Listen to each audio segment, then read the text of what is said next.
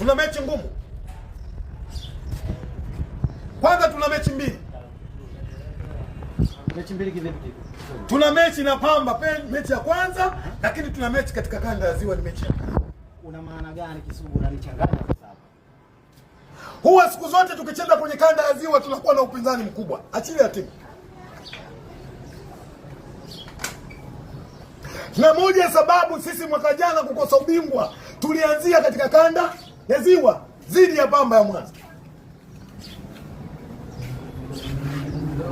Na ndio maana naomba wana Simba, kila mwana Simba kama yupo aliyeshika silaha kuendesha mapambano yanayoendelea aweke silaha chini, mwenye nyakati za kwenda kuisupport timu zimefika.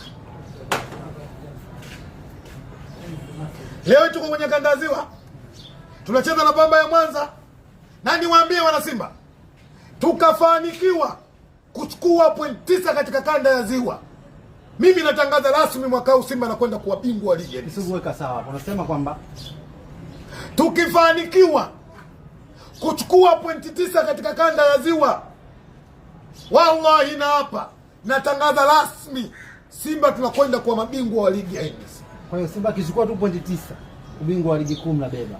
Na Waswahili wanasema dalili ya mvua ni mawingu. Haya maneno aliwahi kunambia kakaangu Rais wa Dodoma Bwana Katenga. Dalili ya mvua mawingu. Tumeshachukua pointi 3 kanda ya Ziwa zidi ya Kagera Sugar.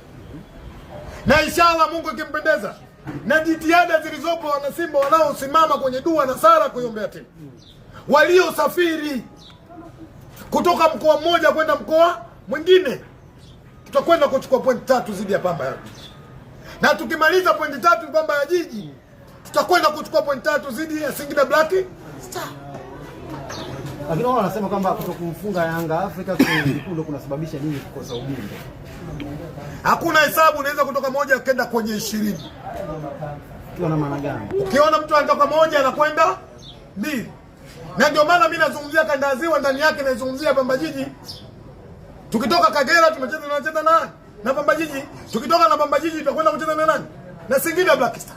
Tukitoka na Singida tutazungumzia yule ambaye anafanyaje? Anayefuata. Focus ya sasa hivi hatuwezi kumwangalia Yanga, focus ya sasa hivi hatuwezi kumwangalia Azam. Focus yetu ni kumwangalia Pamba Jiji.